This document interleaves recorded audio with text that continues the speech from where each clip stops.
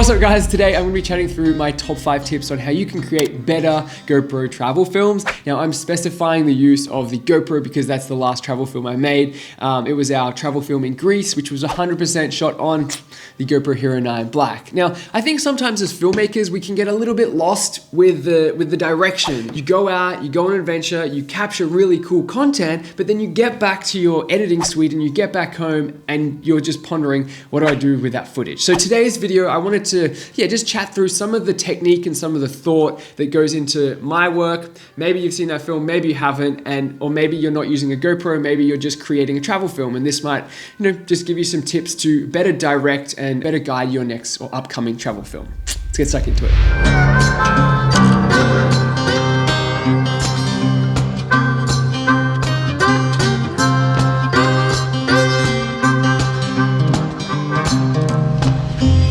At the top of this list, I want to chat about light.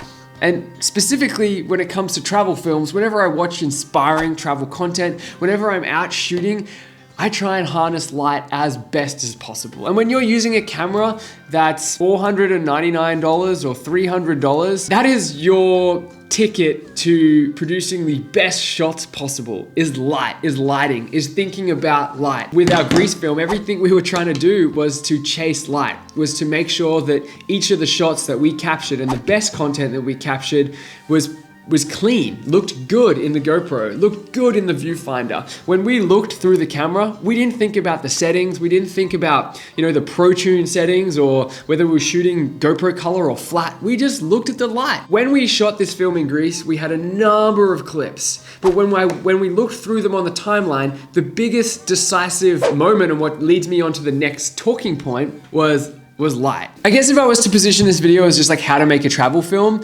then I wouldn't focus on light, because you can go and shoot when it's convenient and when it's comfortable to you. But the title of this video is to make better travel films, and anyone can go out and shoot with their GoPro throughout the day and capture moments and then come back and put them in a timeline and edit them to create a travel film. But I'm hoping that this video is a guide to making your work better. And I think the first thing that I look at when I look at really epic travel filmmakers as opposed to average or beginner travel filmmakers is that every shot that they're putting in their travel films has epic light. To be honest, to achieve that, you need time. You need days where it's good light. You need to look and assess the situation and go, oh, is it good weather today? No. Okay, well maybe we have to try and work on something else. We can't get those shots. Or now a classic example of this was like when we created the Grease travel film and we created all of those sequences of us jumping off the rock, hand holding, and all of that first drop. We went to this particular location in Milos, and we went there in the morning and it was overcast. And we'd shot a few clips the previous day and the light was nice and bright and sunny.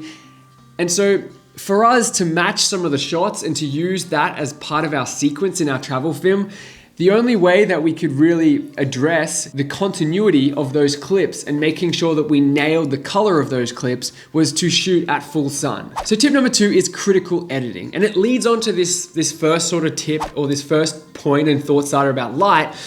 When you go and you shoot your content, you're thinking about getting the best possible scenarios in camera. Now, when you come back to edit your content, you're going to filter through all of the content and you're going to elevate all of the content that looks the best. And as a critical editor, what makes your travel films better than other travel filmmakers or other GoPro films is if you've chosen that very critical selection. You've gone through and you've looked at your clips, you've put them side by side and you've gone, okay, this is a gray day, this is a cloudy overcast day, this is a beautiful sunny day. This clip is better. To elaborate on this idea, it's not about showing every single clip. It's not about that. And so if you don't have the clip, just don't add it in. It's make your video shorter. And something that I was talking to Abe about in the recent GoPro B-roll challenge, if you haven't seen that video, check it out up here, was tightening and shortening the clips and shortening the content. Because if you don't have the clips and you're just putting in like these extra clips because it's filling things out, as a viewer we sense that it's like, okay, that's an average shot, like that's okay, but it has to have purpose. So make sure when you are filming your travel films and when you're critically choosing the clips that you're wanting to showcase, make them the best. Choose the best of the best, all right? And so that might then allude to you having to do a little bit more work in shooting. So if you come back after a trip and you've only got like 10 good clips, then you haven't shot enough.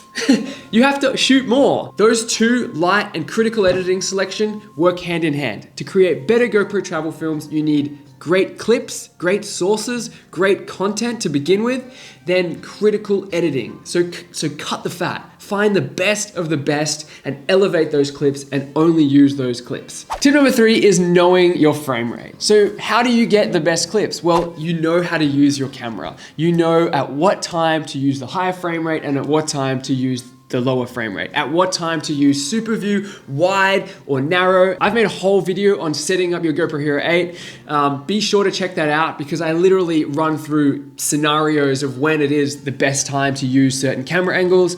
But for us and for this particular travel film in Greece, the best example I can give you is if you're trying to capture something that you don't really have a lot of time. It's an action, it's a dive, it's a backflip. It's something that you're going to slow down. And in our particular instance, it was any cliff diving shot, anything where we were free diving, where we knew that we were gonna be underwater for maybe 30 seconds to a minute.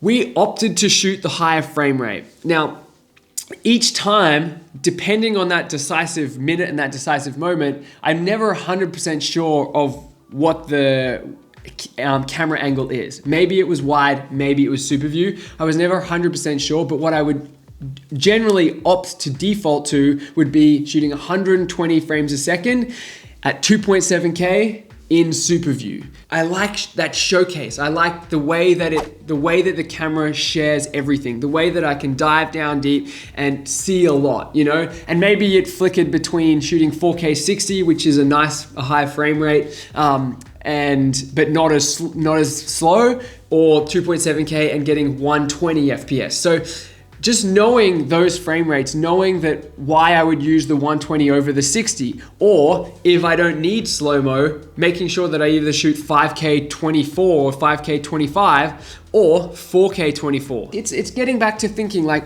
what is the purpose of this shot? Do I need the higher frame rate or don't I? Do I have the time right now in this particular instance, in this minute, where I'm able to reshoot it twice or not?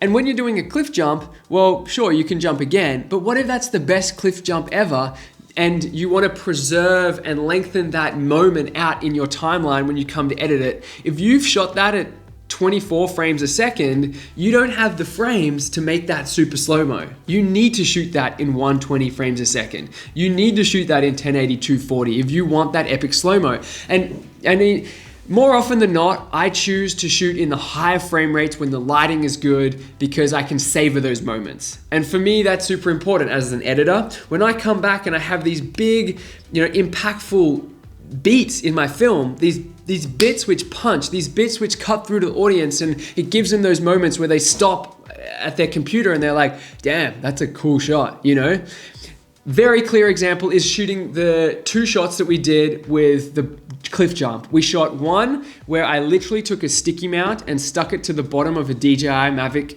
Pro, an old Mavic Pro, and mounted the GoPro on top, set the GoPro up, made sure it was shooting at 120 frames a second because I wasn't sure of what we were going to capture in that particular instance. Framed up with my eye, set the camera up, Anna and I did the jump and I matched those 2 shots. I knew in that instance I needed the frames. The light was good, it was a clean shot. I needed the higher frame rate to cut between these 2 shots. So the next tip, which we can kind of flow on from that last tip, is about mounting, is knowing how to create interesting mounts. A lot of the time when we created this Greece travel film, we used sticky mounts and this one magnetic swivel mount. So I'll put a link to both of these mounts in the description. Whoa! These mounts are just perfect accessories and must-haves that GoPro filmmakers, I think, should have in their camera kit.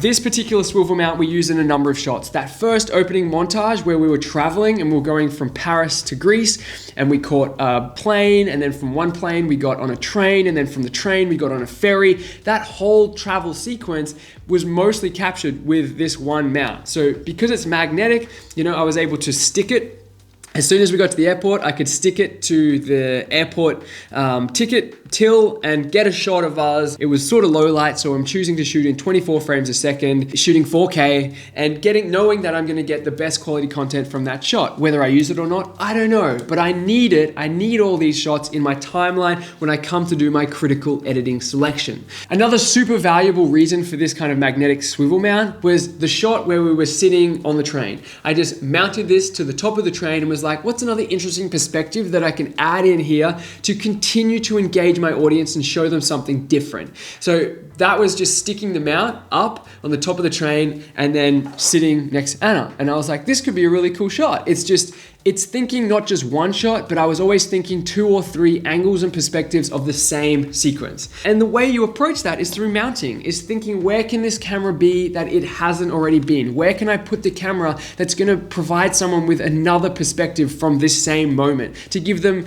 another touch point, to be like, oh, cool, this thing's moving, but seamlessly moving. You're just immersed in the film. Tip number 5, and I think I've left this tip to the very end because it, in a lot of ways, supersedes everything that I've spoken in the lead up to sharing this, and that's write a freaking story. Like, when you come to edit, when you come to critical select, when you come to light, every part of this process that I've spoken about in this video comes down to story.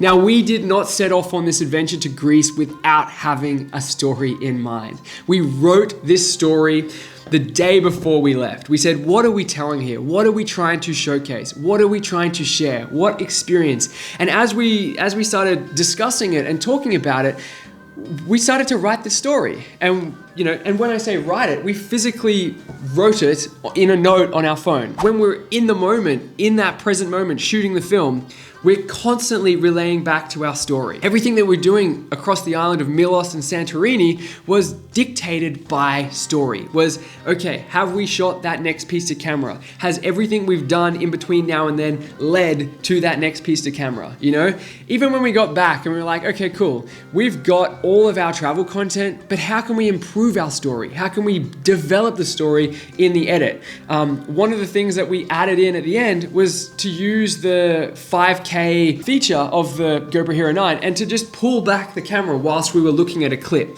That's something you can do in post. We didn't write that in, but that's where you can be playful. But the story was there. The story was written. Each of those pieces to camera, we can't reshoot. So if you're starting your travel film, if you're starting to create, any production, think about what tale you want to tell. What message are you trying to share? And it doesn't have to be pieces to camera. You can be a visual storyteller, but you have to know, if you're going to Milos, which parts of your story do you need to shoot? Do you need to put yourself in good light so that you can add them to your travel film? If you guys are keen to learn more about filmmaking or photography, the top link of this YouTube description has our Not Just Color free workshops. Now, every month we host a free Zoom workshop to a small group of no more than 10. If you want to participate in one of those workshops, as I said, they're completely free, but you have to register, and then we'll correspond and we'll email and we'll let you know what time they're on. So make sure you jump in, sign up to that workshop email list, and hopefully I'll see you guys in the next Not Just Color workshop, or you're checking out some more of my YouTube videos. As always, I love making these videos. I hope you guys are inspired to make some epic travel films over the Christmas period or whenever travel resumes in your world, in your country. If you've enjoyed this video, punch the thumbs up button, subscribe to my channel, and I'll see you guys in the next upload. Cheers. Peace.